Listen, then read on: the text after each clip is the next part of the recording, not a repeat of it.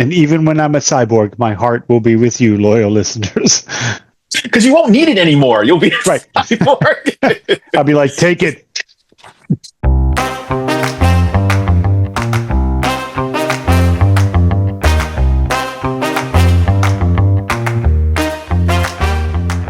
Hello, Tom. Oh, hello, Dana. What's going on? Tomfoolery. That's your name. That's my wrestling name. I'm Tom I was just trying to say it should be your wrestling name. I'll be like come to the ring as. Also, I'll be foreign, so I'll just immediately be a heel. Right? Yeah, absolutely. You would. I'll jump up and be like I'm from Futurama, where the Bender gets into wrestling and the announcer is like, introducing the foreigner, and he comes out like, I'm not from here. The crowd immediately boos. He's like, look at my crazy passport. And then Corporal Kirshner will come out and fight you. So angry. But the next time we see Sergeant Slaughter, we'll have to get him on board for this. Yeah, you know what? When we saw him at WrestleMania, I mean Comic-Con, I wanted to hang out with him. He looked cool. Yeah, I've made peace with the fact that I would never be able to be a successful wrestler just by the mere fact that I am not 6.5 feet tall. But now, like when I see a guy that is over 6 feet tall, my first thought is, I'd love to manage that guy. I feel like I could be a great evil manager. Right. Well, you know, we salt in the eyes.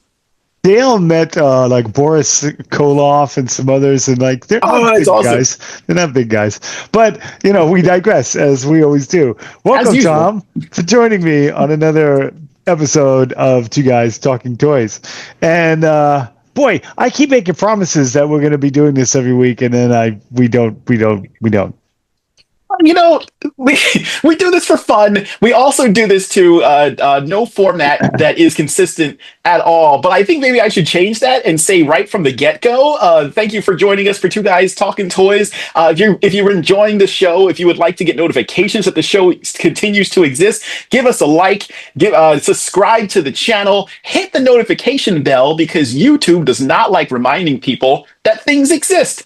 So give us a like, tell your friends, tell your buddies, but most importantly, hit the bell, let YouTube know, hey, we want to hear more guys talking about toys, and it'll let you know at some point.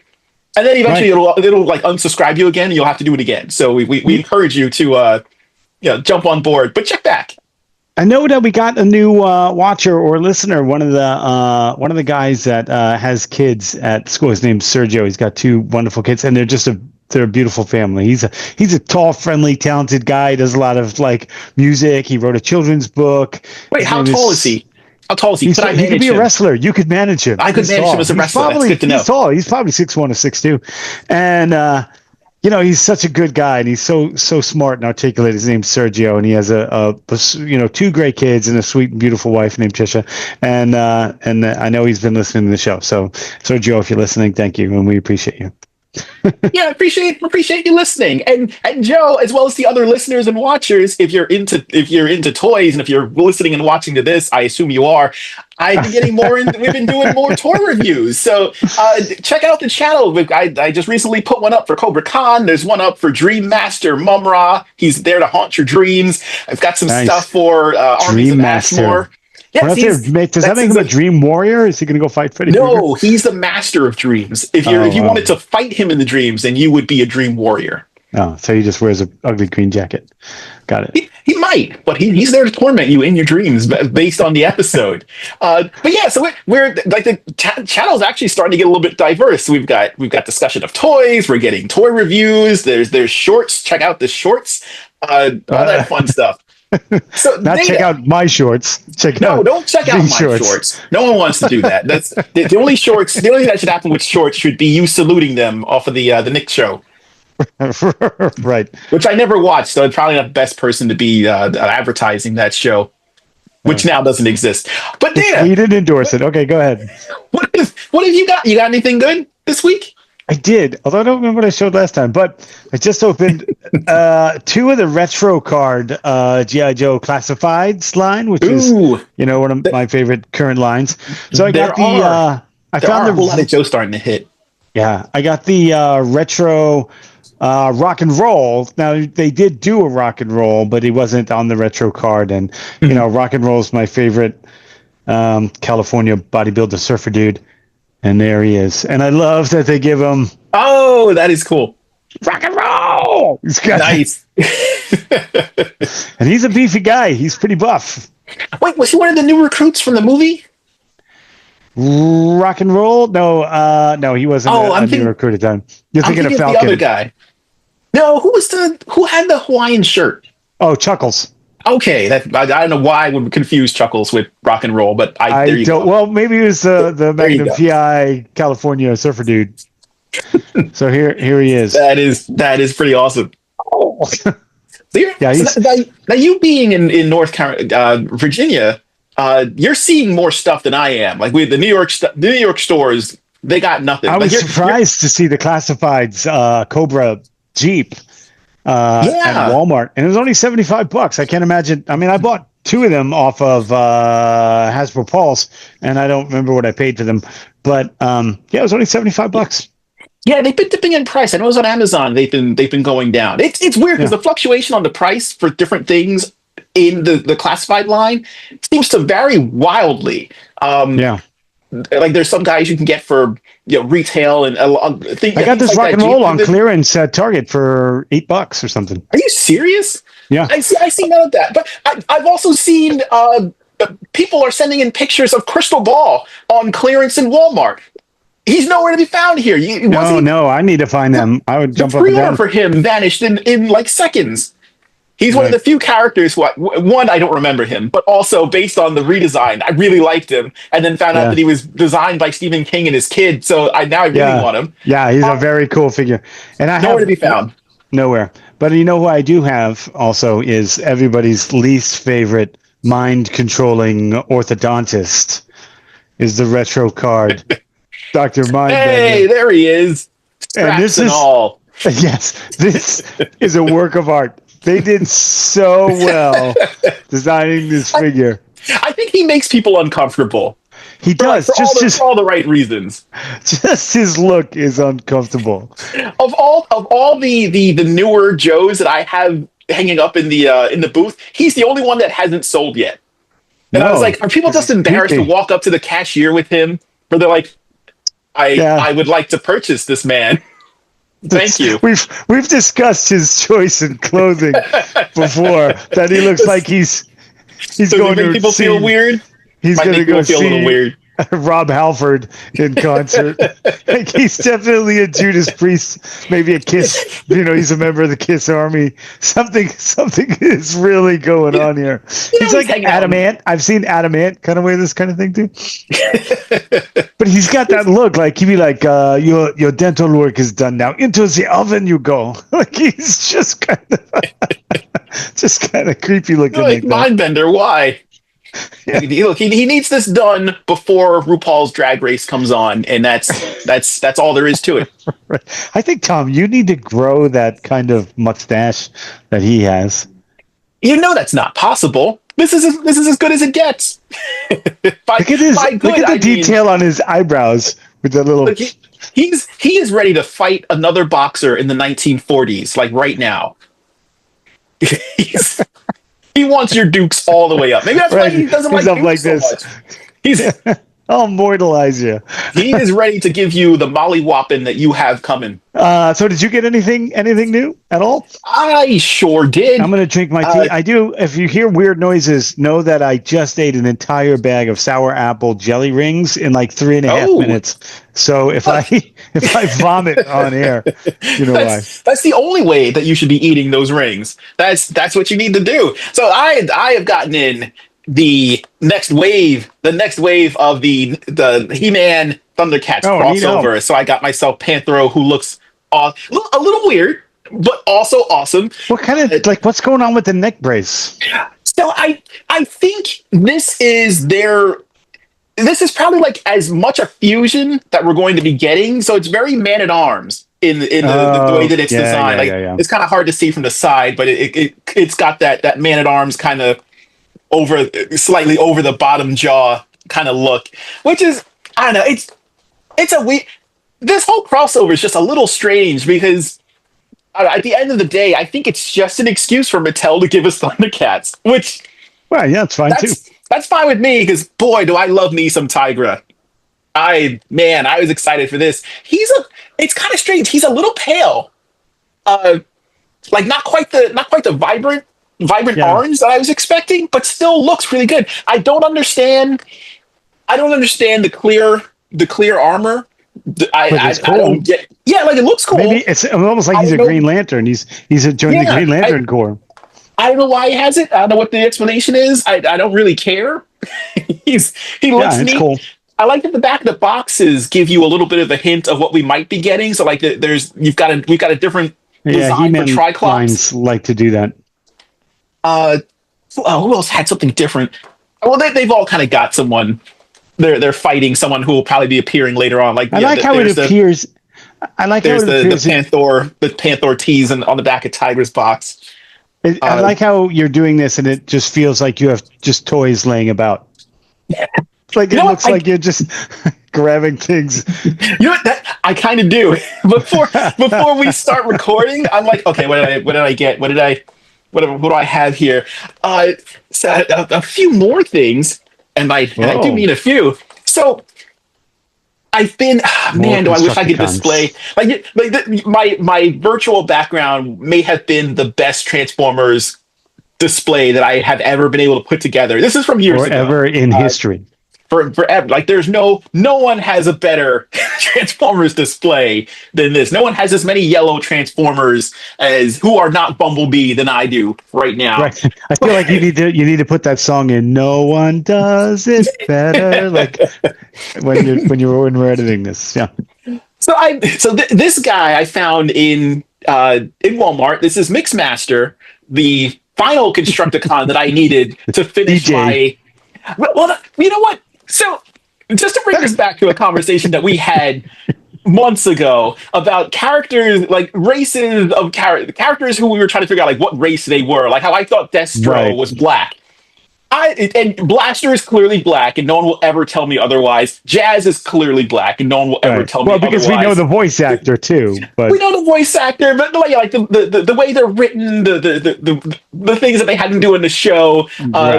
Jazz going that extra onion layer of pretender, like his pretender shell is a white guy, but we all know Jazz. But I remember when Mixmaster was introduced, and they called him Mixmaster, and I was like, Mixmaster, like Mixmaster ICE, like the guy from UTFO from the Roxanne show. Like, because he doesn't the real Roxanne. Yeah, so like, is that kind of his? He's Mixmaster Black, and he's not like, it's not a character trait of his to be black in the 80s, but that would have made them surprisingly different from the rest of the pack because every other black character was just, that was their whole gimmick.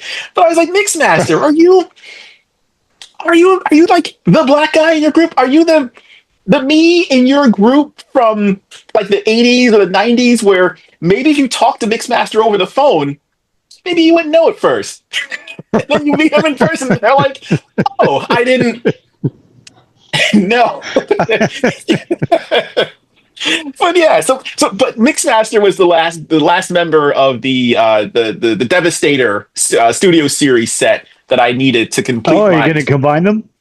Oh, one day. I don't know. Everyone's in storage, so I certainly would love to think that perhaps one, because technically I've got the Legacy Menasor, like I have all of them. I've never been able to combine them yet because of the flux with the apartment. Superion is only one limb away from being completed, so perhaps one day.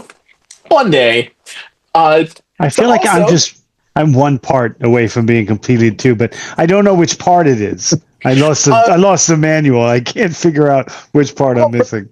Oh, I know what part I'm missing. The money. That would complete me 100%. Right. That's the wallet, the big fat wallet that's supposed to be right.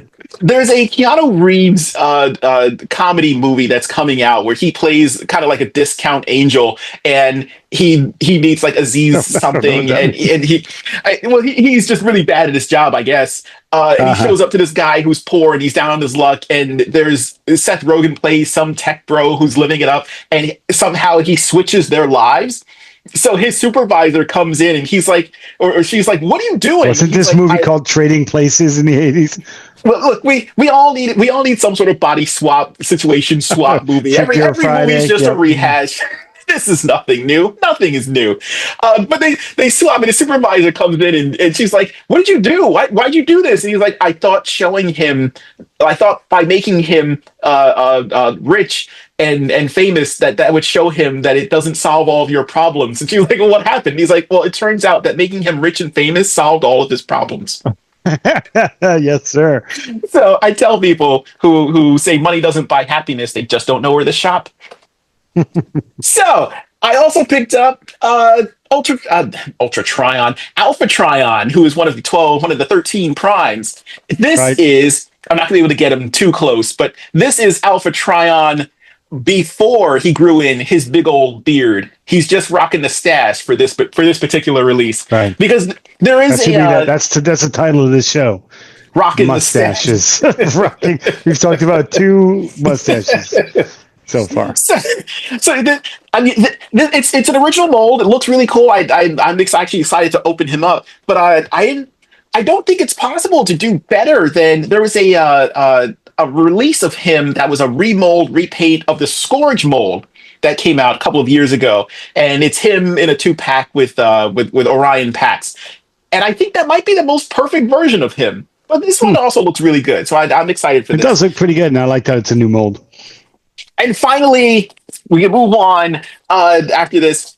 Onyx Prime, who is another one of the 13 primes, and he's the kind of like the beast avatar. So he's responsible for all those animal beast mode Beast characters. Kind of like the Beast Wars characters. He's the first. I believe he's the first one that we've gotten that has a kind of a centaur mode.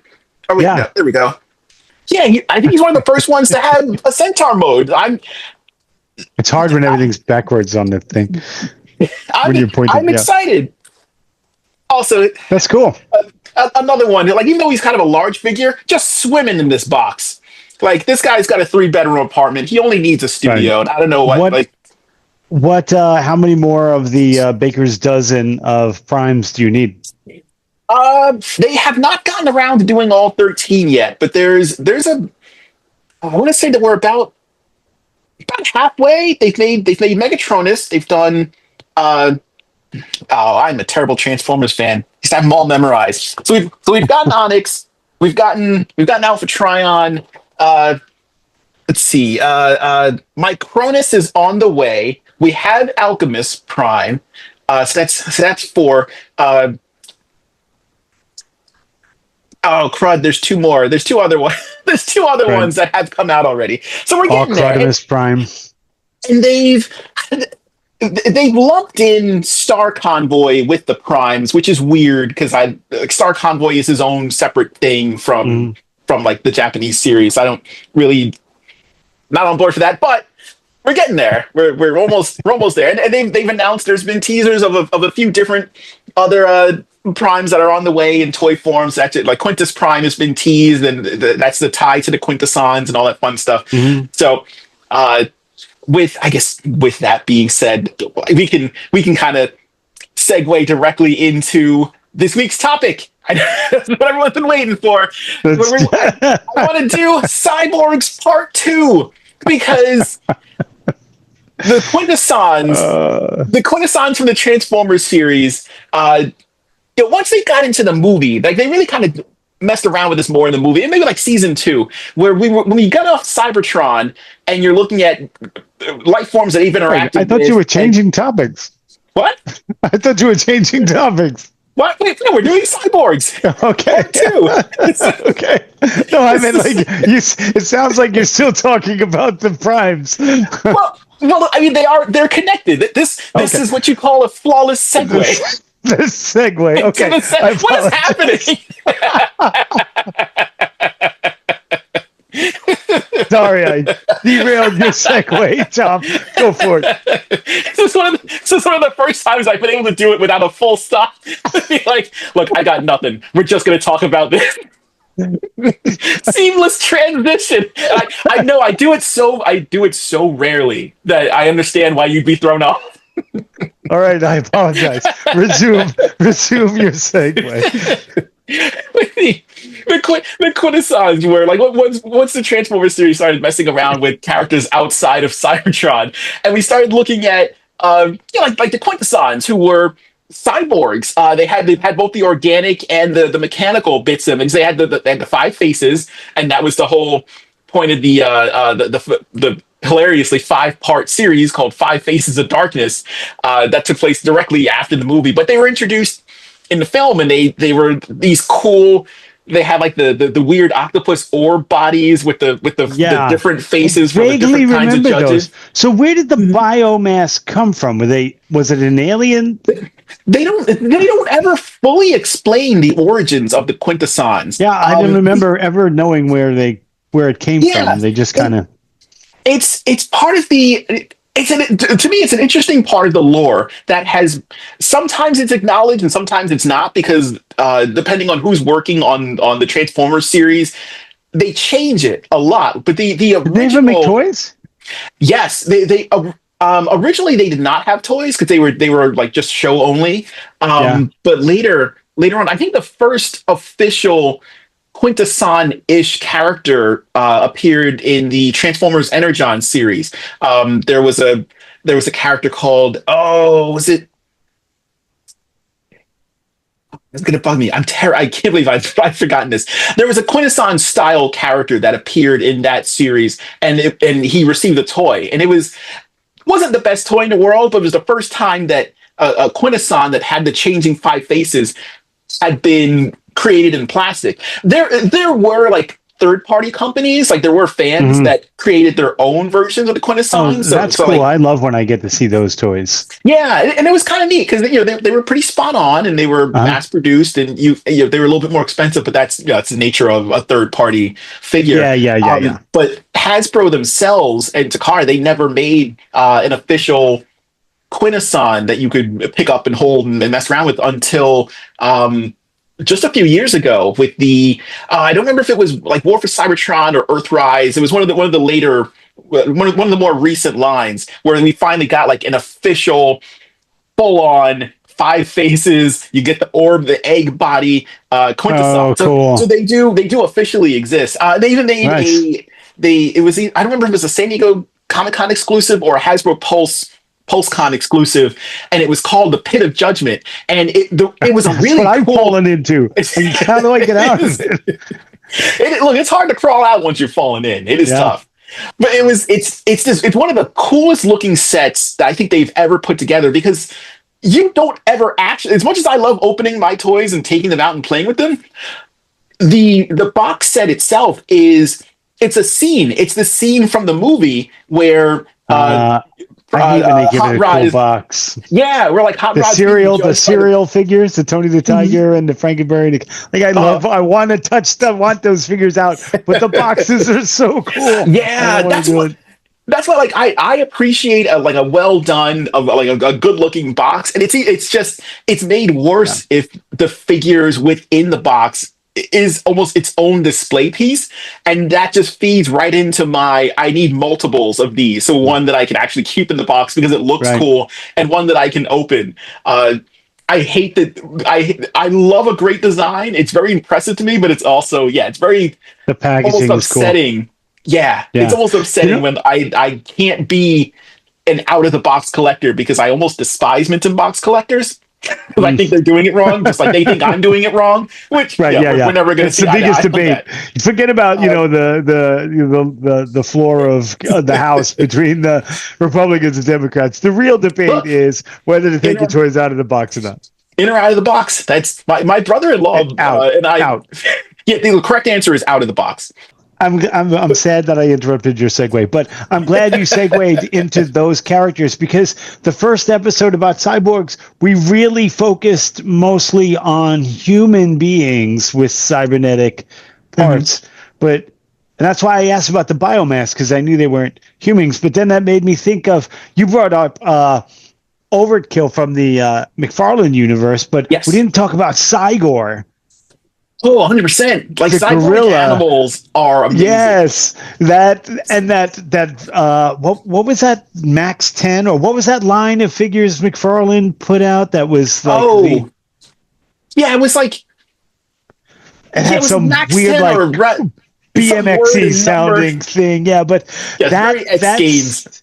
That Cyborg is fantastic. Now he doesn't have the 22 points of articulation or anything like that. It's very simple, but and big. And it was like what, $12 or something for it, and it was so well done. I mean, all of the Cyborg figures are good, and the first one was kind of, but and then they got too far. There's one that was way too far to detail. Yeah, but, when you get to we've talked about McFarlane's tendency to do this before. Like when you get way too into when you get lost in the detailing and you can't appreciate the full figure, then I feel like it then becomes a flaw. I think I know the Cyborg, the Cyborg you're referring, the one that had where the chest was removable. Mm-hmm. He had the real chains and you could move. Yeah. It got the Cyborg arm. It looked like they really did try to reconstruct a Cyborg arm, and it got away from them. And I was like, I don't mind if you tell me this arm is robotic and it just looks like it's an arm with ridges, I'll accept it. Like that's fine. Right. If you want to have a panel that's missing so you can see the innards, then I think that's kind of cool. But yeah, like I don't need this. I don't need to see the innards because to me it looks unfinished and it looks bad. But I don't know if that's like what they wanted. Kind of like the Skeletor. Like we know this is a bone hand with chains on it, and they didn't have to go too detailed. Like you know what it is when you see it. Yes. I'm gonna recommend that series to you again. The Netflix He-Man series, I have to watch it. Where Keldor gets the bone hand and they change up some stuff with the villains. Yeah. It's so good. It's really well done. I picked him up just a couple of days ago with the motorcycle for nice. For like $9 at Rose's or something. They had the trap jaw on the motorcycle too, but I didn't pick him up because I can't not buy Skeletor. That's just the way it goes. Look, sometimes you need Skeletor in your life, right? Yeah. I'm glad you brought up. I'm glad you brought up Skeletor because I would have segued into Hordak because I think a lot of people forget that he seems very cyborgy, but it's almost because he's got that Doctor Doom. He's a double threat in that he has all the mechanical stuff. Like the Horde is a mechanical empire that spans multiple galaxies, and I think because everything's so focused on just what's happening on Eternia, sometimes you lose sight of that. Like every now and then they would mention it in the show how the Horde is this intergalactic empire, and they do a good job establishing that in the Netflix She-Ra cartoon that came out a few years ago. Yeah. And that was well done. Yeah, but I love that he's also magical. So he's like almost a techromancer. So he's got that balance of both and uses both pretty efficiently. So my question to you is: do you prefer the 80s Filmation blue, kind of silly, would kind of just snap his fingers and become a jet or a hammer or a mallet? Or do you prefer the Hordak from the 2000X series, who was much more like that stoic, almost like that terrifying Sauron kind of threat? Oh, absolutely 2000X. Like all the bad guys in the 80s that I love, I mean, Skeletor, Cobra Commander, Hordak, like they always, because they were truly kids shows, right? They were aimed at kids. So Skeletor was terrifying with the skull and the hood. Like Skeletor's a terrifying guy. So they had to make him a little bit silly so that he wasn't intimidating the kids. But when you get to the 2000X, that's when we were adults and it was aimed towards us. So they could give us the Hordak we wanted at that point. And then when you get into Revelations, we got the Skeletor we wanted. One, it was voiced by Mark Hamill. So, I mean, which was fantastic. But, we finally got to see. It's almost like when you finally got to see Darth Vader at the end of Rogue One, like we talked about. Yeah, this is what I've always wanted to see. Or when you saw Cobra Commander in the animated G.I. Joe Resolute. Yes. Like he was a pretty scary dude. Like he meant what he was saying, and he wiped out an entire city of people in the first 5 minutes of the show. So, and then you're like, oh, I get it. They're the bad guys now, right? So it's a different story. Or even like Sigma 6, Destro showed up and everybody was afraid of him. Like you didn't see that in the original cartoon. It wasn't like over the top because I know a tendency, especially in the 90s, was to push things from one extreme, no pun intended, one extreme to the other, and you're like, oh, come on, guys, what are you doing? But even the gum was extreme in the 90s. It makes me a little sad. Like looking back at Hordak, seeing that by the time the show ended, or by the time they were forced to end the show and the toy line died, and we weren't able to get everyone that the Four Horsemen had done, but apparently they had done everybody. Seeing that sculpt of Hordak that they had planned made me so sad. But they released it as a Staction. It's a Staction line. With, and it was well done. But when you look at the even now, because you get to compare apples to apples, right? Because at the same time the Revelations Hordak was hitting the shelves, the kind of classic looking one with the black and the thing, the cartoon with the blue, like the Origins cartoon series was on the shelf, and you could really compare apples to apples. And you're like, yeah, this guy's scary. This guy, not so much. I love, man, Mattel is doing no wrong right now. I love the amount of master stuff that they're getting out there, and the Hordaks they are like you just firing on all cylinders, And well, we're going to talk about next week about the crossovers, perhaps, but like just doing it all right. They are in stride, and I never thought we'd see the day where in retail stores we're finding 3 different He-Man lines, 4 different He-Man lines to buy from. It's fantastic. And it's a bad time to be a fan because there's only so much money to go around.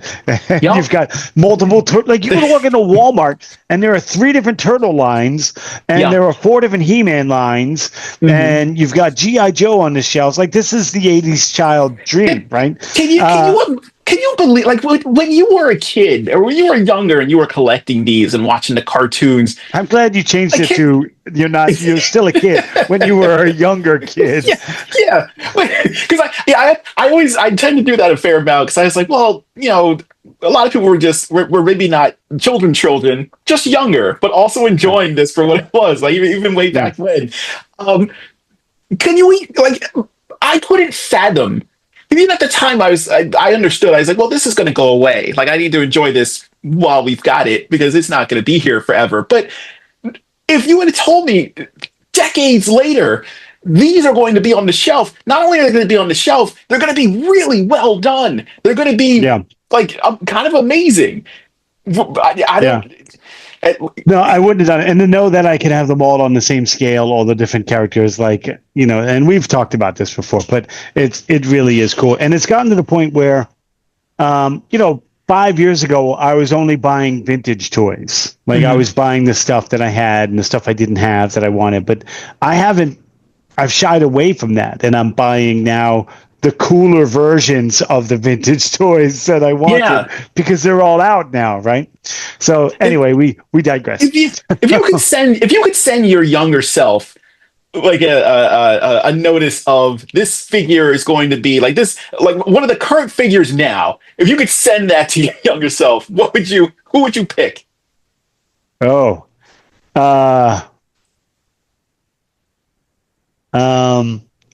lot of the new Voltron stuff for sure, but it would definitely be the Nemesis Enforcer classifieds. Oh, yes, no doubt. Mine would be Archie Slash with a note that had the winning lottery numbers on it. I'd have to make sure I included the date so that I knew when to play those numbers. So then it wouldn't matter. Win these, just buy them all. That doesn't matter. How do you feel? Back to Cyborgs. How do you feel when they take an existing character and they cyborg it, like they did with Spider-Man and Cyborg Superman and that kind of thing?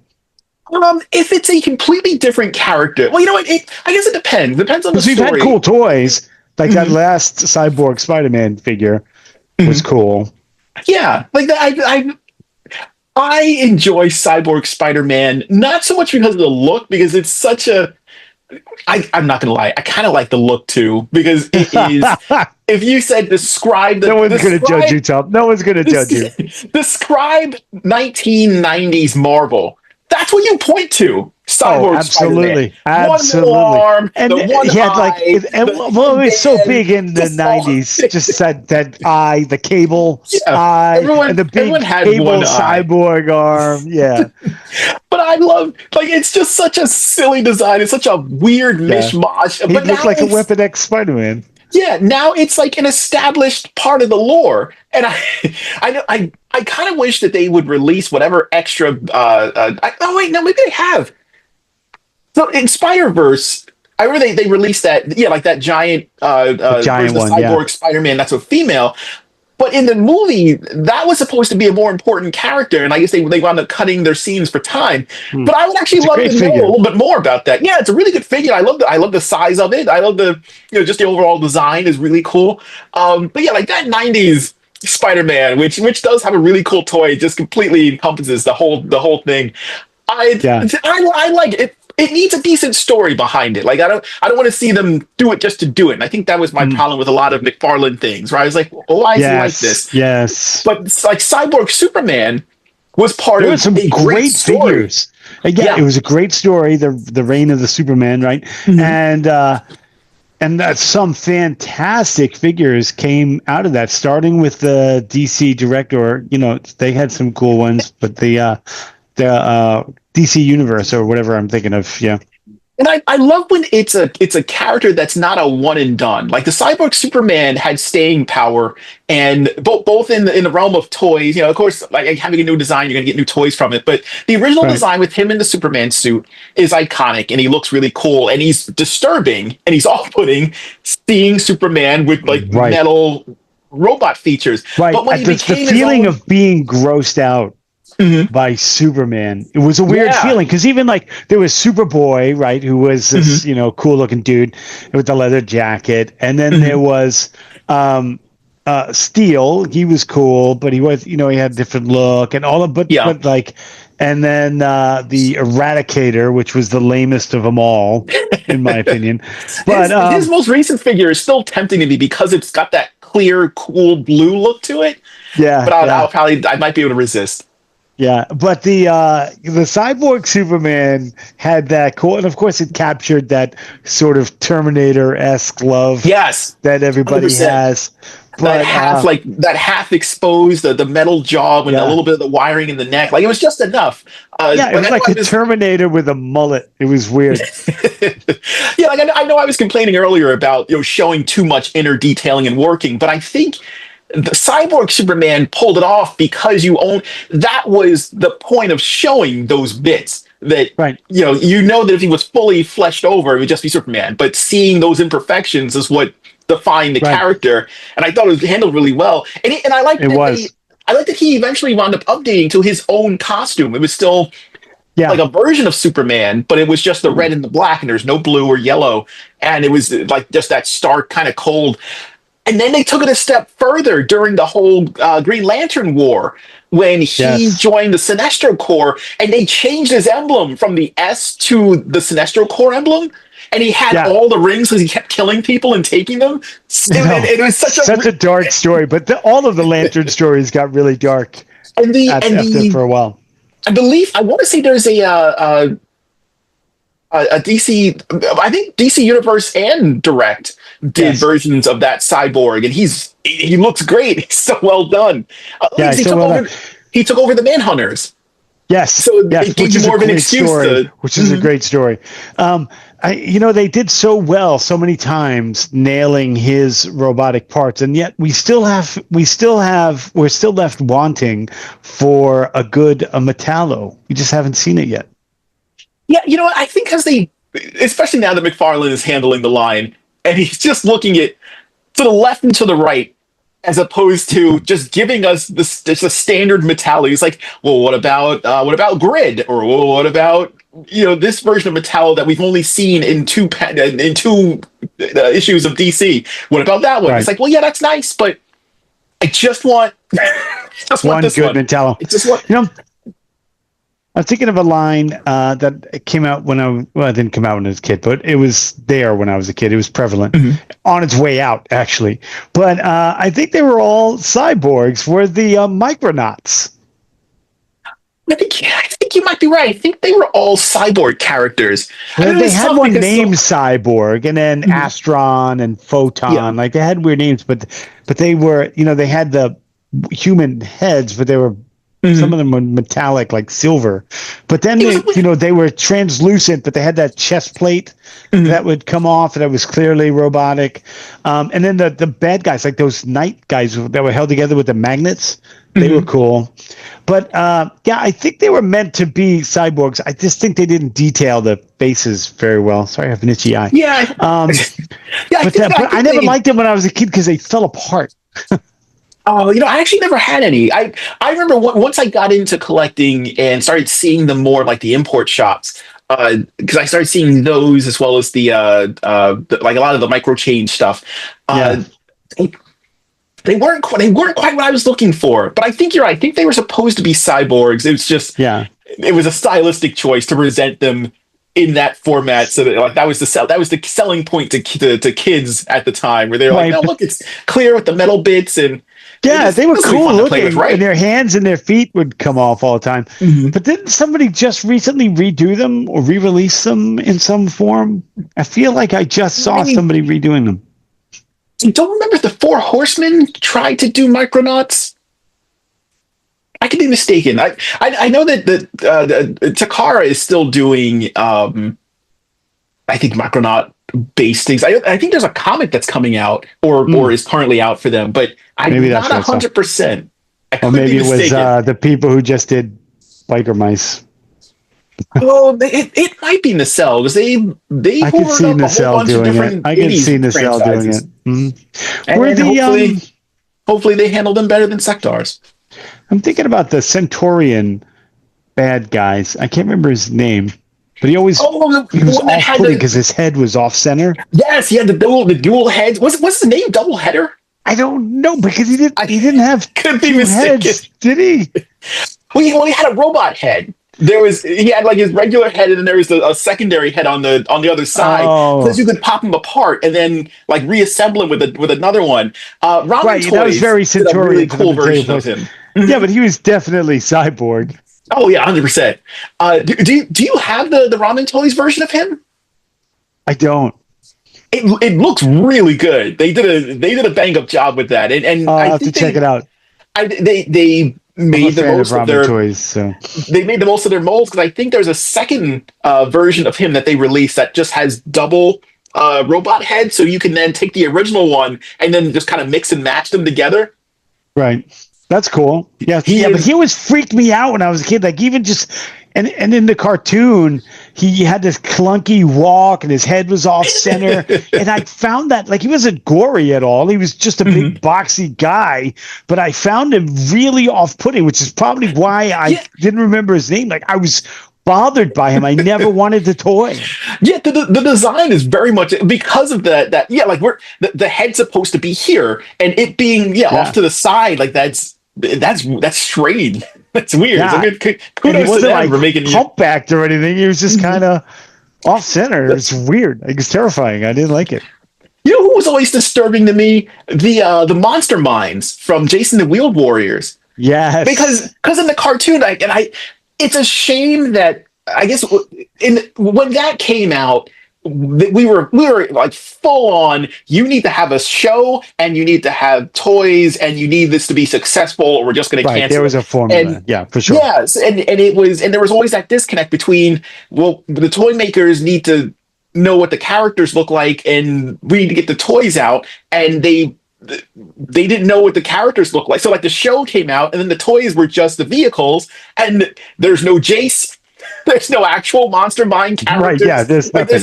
They didn't exist. So then people were like, well, why am I going to buy this if I don't have? And then the whole thing fell apart, which was kind of I remember buying one. It was a little blue thing with the big wheels. It had the vines on it because it had that organic fusion with the truck. And it was a little green blobby guy that looked like goggles. And that was it. It looked like a slug. And Yeah, he would sit and I in this guess like weird reclined thing, and then I was like, it had spinning blades on the back, but I was like, what the hell am I going to do with this? my assumption was always that they literally fused with the vehicle, because in the Yes. show, in the intro, when they would go off to fight, they would morph. Like, it was very anime, Right. especially for the time. They would morph into the vehicle they were going to go out Yeah. and cause destruction with. And I was like, oh, that's so messed up. So Yeah, it really is. crazy to But me. the only toy line that they would even reasonably match with, both in playability and size of characters, was the Mask line. Yes. There were no cyborgs in that, but it Which was a is a cool little line too. strange to me when you have a whole line based upon like specialized helmets. Well, I guess it would have required maybe someone to get decapitated, and you can't.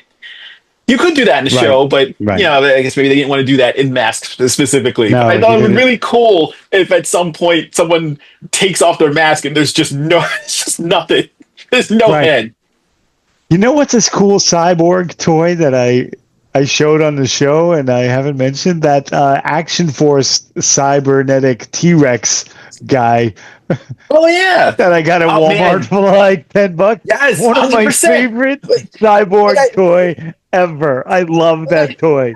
I know that dinosaurs and Dino Riders were technically just dinosaurs wearing armor, but I always wanted them to go a Correct. step further, like the dinosaurs that we got from the Preternia line in He-Man. Yes. Those were full on cyborgs, and they had the mechanical parts. I always wanted that for Dino Riders because it just made sense. And I was like, Right. especially once you get to the bad guys who clearly didn't care about the dinosaurs' well-beings, and I expected there to be some relaunch of It's so Dino sad Riders when the where bad they guys don't take care of their pets. just a bunch of jerks, but that's why they're bad guys. And I was fully expecting there to be some sort of like, super dark, super edgy '90s relaunch where Yeah. there's like just overly graphic scenes of the bad guys turning the dinosaurs into cyborgs and just being monsters about it. But Yeah. speaking of monsters, Yes. Let's speak about monsters. let's talk about Gigan from Yeah, I knew it was going to be Gigan and Godzilla Holy monsters. Yeah. cow! One of my favorite monsters of all time, right up there with Space Godzilla. Gigan, the cybernetic terror from outer space, who was the first monster on record to make Godzilla bleed, and that destroyed me when the first time I saw it because I didn't understand what I was seeing. Godzilla had never bled before, like ever, and Gigan showed up and beat him into unconsciousness, picked him back up, and then beat his forehead until he busted him open. And it's kind of disturbing for the audience that it was meant for. And Godzilla had never, and by that time he was full on friend of children everywhere. It's completely stolen Gamera's shtick. Yep. And it was so strange to watch him, be defeated, and two, in such a visceral manner. And then there's the moments later when he's first trying to fight Gigan, and Gigan swoops in and he cuts his shoulder with his blade, and you get that geyser of blood that spurts out. It's so disturbing. But the design of him is phenomenal. Like, I've always been drawn to that. Like, there's so much going on, and it's not overly complicated. There's just a lot to look at, and there's like the idea of a buzzsaw being attached in the stomach. Like, what are his inner workings bothersome like? too. That's horrific. Yep. Like, how does that work? There's got to be an axle in there. Is that a rib axle? Like, how is that working? I used to always wonder if it was just a giant circular saw that had been inserted into him, or if it was like on a chain link that went up into his body and it just cycled. Yeah, it's horrifying. It's horrifying. There are how many cool toys have they made of him? Oh, there's a bunch. The original Bandai offering is actually really good, and then there was another series that came out in the late '90s that was part of Hot Toys do him yet, or Haya? I knew Haya's doing a lot. I don't think Haya has done Gigan yet. But the updated version of him for Final Wars is it's sick looking, because somebody said, why don't we just You want to get nuts? Let's get nuts. So instead of him just having like the buzzsaw and the hook hands, what if he had buzzsaw hands? So he has these two giant prongs, and each prong has a chainsaw on it. It's insane, and I love it. Right. I just want one chainsaw finger would be cool. Just one for like opening letters, or getting ice out of the last bit of ice out of the thing. Like that'd be nice for that. Every ice cube I ever use would be an ice sculpture. 100%. But yeah, Gigan is just one of my all-time favorite. But in the Godzilla series, we've got a bunch of really cool-looking cyborgs. Yeah, we do. Mechagodzilla originally, I believe, was just a robot. Just a robot piloted, in later versions of him, he is so the Millennium even the horrible series, latest version. The most recent version in the Legendary series, that is technically a cyborg, because supposedly they use like Ghidorah's blood, Ghidorah's brain or something. Yeah, it should have been Ghidorah's blood. Oh no, it should have been his brain, because that would have they had the head. Yeah. And the storytelling in that was very broken. We got a lot of monsters, and I enjoyed a lot of monsters being. We got a lot of exposition just to tell you what's going on. A lot of weirdness, and then it was weird. But that Mechagodzilla was technically a cyborg because it had biological parts of Ghidorah inside of it. And it still bugs me that when Ghidorah took over, because that was the malfunction, that Ghidorah took over and he wanted revenge on Godzilla, that it didn't then auto-adjust its body. Like, I was waiting for him to raise his arms up, and the hands would like reconfigure into Ghidorah heads, and then the middle head would burst free as like a mechanical King Ghidorah, like a mechanic kind of yeah, because that would have been the perfect throwback to one of the other super cool cyborgs in Godzilla Land, Mecha King Ghidorah. Who is also, ironically, one of the weakest Ghidorahs that's ever been in the franchise. He's one of the biggest, because the remake of him is the high-side version of him is gigantic. But in their first fight, Godzilla blows off the middle head. He blows the body out of the sky when they try to retreat. And the people from the future find him, revive him, and add all the mechanical parts. And it looks cool. It looks great. Like the toy, another one where the Bandai figures for him are awesome. I don't know if Haya has gotten around to doing a Mecha King Ghidorah. I don't think they have. But he's really cool. But the Mechagodzilla that's from the Millennium series, that they called Kiryu, they brought him in to fight Godzilla, and the big dark secret behind it was that they had in this continuity, they had found the original skeleton of the 1954 Godzilla. And they built Mechagodzilla around it. Yeah. So when he encounters Godzilla for the first time and they start roaring at each other, the 1954 Godzilla wakes up. Like the essence of him wakes up, and it possesses Kiryu. And then they both start destroying the city. And they're like, oh no, what have we done? This is a terrible plan. Bad. This is a terrible plan, but definitely one of the best cyborgs. He has there's a lot of toys that have been made for him. Again, like Bandai's done him. I think there's a figure arts version of him. They're amazing. Oh, the monster arts, yeah, they're fantastic. Mm-hmm. Who makes those like molded vinyl 4 or 5 point articulation? Like they've got all the Godzillas from every year, and then they've got the Mecha Godzillas, and then they've got the others. Who does that line? They're so well done. They're great, like desk display figures. It might actually be Bandai, because they know where their bread's buttered, and they release like multiple lines of Godzilla figures every single year.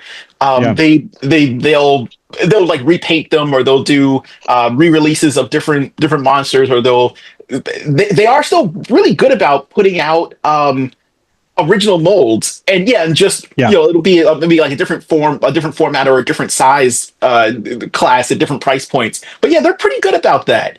Right, and I want to get that line. They're not bad. You can find them for between $20 and $25. They're not bad. Yeah, and they look great. Like they're great little like display guys. And they're really faithful representations of the monsters. So like the new version of Gigan, you can get him from that line, and he looks great. Yeah, and you could clearly be like, oh, this is the 54 Godzilla. This is the, the Legends Godzilla. This is the legendary line. They're so good about it. So I think on that, unless you can think of any more cyborg based stuff, I don't know if we can get any bigger. Oh, I'm sure we can, but I don't know if anyone's going to listen any longer to it. You never know. But yeah, so I guess that's as good a place as any to wrap this up for our episode. I guess we should leave this off with a question. Do you have a question about cyborgs, or? I don't. I probably don't have an answer either. I guess I hate repeating questions. I wish I could be a cyborg. I would volunteer for a cyborg. Really? You would want to be a cyborg? Yeah, why not? What have I got to lose at this point? Right? My body's going, the second half of my life is just going to get worse in regard to the condition of my body. I might as well. The question is, how far cyborg would you want to go? Would you want to be? I don't know. Would you want to be Kane from RoboCop, where everything? No. It's just your brain stem and some eyes. I wouldn't want to be. If I was going to be RoboCop, believe it or not, I'd want to be the new RoboCop, the black one, because he moves around better. The movie was horrible. You want to keep that one hand? You want to keep the one fleshy hand? Yeah, yeah, that's the one. So I could be rock and roll. But RoboCop is just so, real clunky. Yeah, so the other one could move, but I would like, when I do something really well and somebody goes, "Man, he's really good at that." I want somebody just to be like, "Yeah, well, he's mostly machine now." Like that's just always some undercutting. Like you can't just give him, just let him have this. Good. There's no need for the asterisk. Just let him have it. Right? Give him his due. Come on. Right. Let the human part of him celebrate this victory. If I can have cybernetic knees, for sure, I'd sign up for that. That is true. You don't want to jump, like when you're walking downstairs. You no longer jump those last couple of stairs like we did when you were younger. Nope, not at all. You don't want to wake up in a hospital bed. No, I don't slide down the railing anymore, and I love doing that because I can't stick the landing. Whoa, I never did that. I was always afraid of getting a splinter. I felt so bad in high school. We in Floyd, you had to go downstairs to get to the cafeteria, right? Mm-hmm. So I would cut through, and I would slide down the banister and cut through the crowd. And then my friend tried to do it behind me and fell and broke his arm. And wow. Wow. Some people are not built for that. See, I didn't want to deal with I always assumed that you would get horrible rug burn or something doing that, or possibly a splinter. With my luck, I would go over some uneven surface and get cut up, and it was just not be worth it. And then my parents would have no sympathy. So when going down that big escalator down into the subway station, into Penn Station, mm-hmm. They've got that big long one. I've always wanted to be able to slide down that, but they put those big metal knobs in the middle, man. That'd be just no good for the gonads if you slid down there. Then that would be the only part of you that's cybernetic. Right, yeah, that'd be some. They just have a preparation H dispenser at the bottom. Man, I've never wanted to do any of this. I don't know if I'd want to be part cyborg. Even if it wasn't something visible, if you just had, like a CPU in your head to be able to compute data and figure things out faster, you wouldn't want that? That wouldn't be too bad.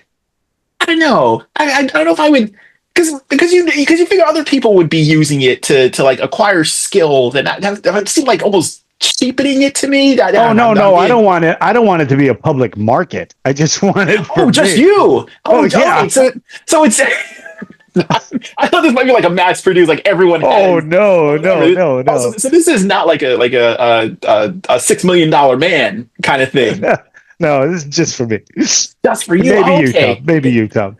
All right. If it was just for me, then yeah, cybernetic implants in the head, 100%. So I could do my tasks more efficiently. That would be great to because having bad short-term memory is just awful, and then having bad long-term memory. Also kind of awful. So it'd be nice to be able to remember all those little bits and bobs that would make my job a lot easier. Yeah. All right, cool. So when the time comes, we'll both be cyborgs. 100%. And then we'll go to Vegas and we'll completely cheat all the odds and possibly get thrown out of the casinos. Cool. Sounds like a plan. Sounds good. So, watchers and listeners, thank you for listening and thank you for watching. Thank you for coming back. We hope that you stay, even if we may or may not be here next week. If you enjoyed the show, give us a like, subscribe to the channel, tell your friends, click the notification bell. Take a gander at some of the toy reviews and check out our shorts. They're all available on the channel. So check out our shorts. You gotta stop saying that. Check out the shorts. Also check out our Blue Sky account. Our handle is 2 Guys Talking Toys. That is the number 2, no G after the talking. Our Instagram is 2G Talking Toys, where I post sad walkthroughs of Walmarts and Targets that don't have things that I'm looking for. So if you want to experience the joy along with me, check it out. So I guess till next time, take care, everybody.